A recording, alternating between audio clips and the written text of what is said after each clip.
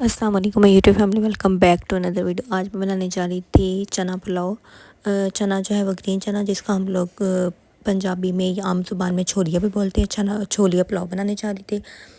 सबसे पहले जो है वो मैंने चावल भिगो के रख दिए। 1.5 गिलास मैंने चावलों का बनाना था। उसके बाद मैंने प्याज जो है वो फ्राई होने के लिए रख दिया, ऑयल ऐड किया और उसमें प्याज ऐड किया। अब जो है वो हम इनको लाइट ब्राउन कर लेंगे। डार्क ब्राउन नहीं करना, लाइट ब्राउन कलर कर लेंगे।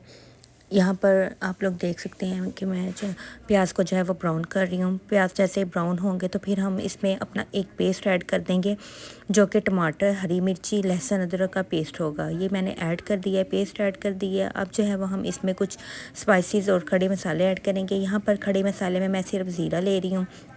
इसके अलावा मैंने जो है वो कुछ भी ऐड नहीं किया, ना काली मिर्च ऐड की है और ना ही लौंग और दालचीनी वगैरह। नमक ऐड कर दिया है और यहाँ पर काली मिर्च ऐड करी है। काली मिर्च मैंने इसलिए कम रखी है क्योंकि मैंने हरी मिर्च जो है वो पहले ग्राइंड करके ऐड कर दी है। यहाँ पर मैं मसाला रेडी हो गया था। अब मैं इसमें ऐड कर रही हूँ चने।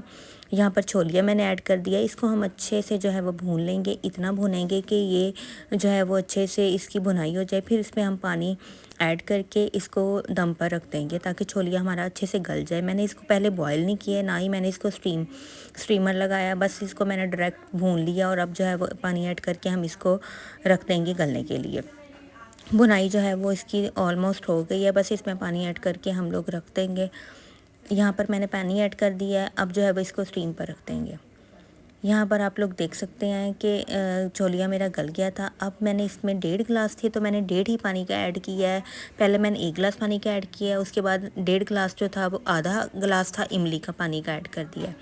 चावल जो है वो मैंने ऐड कर दिए क्योंकि पानी उबलने मेरा लग गया था। यहाँ पर मैंने चावल ऐड कर दिए। यहाँ पर चावल ऐड कर दिए हैं तो इसको अच्छे से हिलाएंगे। इतना चम्मच नहीं हिलाना है कि चावल हमारे टूट जाए, क्योंकि चावल मैंने तकरीबन 1-1.5 घंटा पहले ही भिगो के रख दिए थे।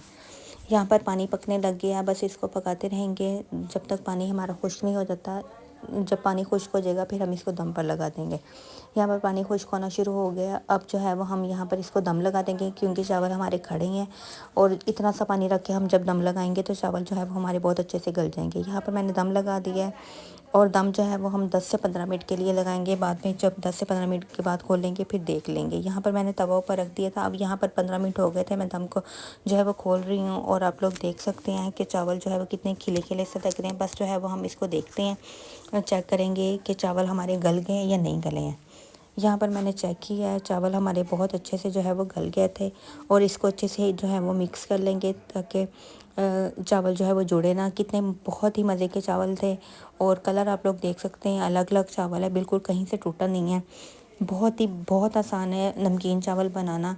और आज के चावल में जो है वो आप लोगों को पता है छोलिया मैंने ऐड किया था, जो कि आजकल मौसमी है, अवेलेबल है, बाद में जो है ये मिलेगा नहीं। ज़रूर ट्राई कीजिएगा आज की रेसिपी और बताइएगा कैसी लगी।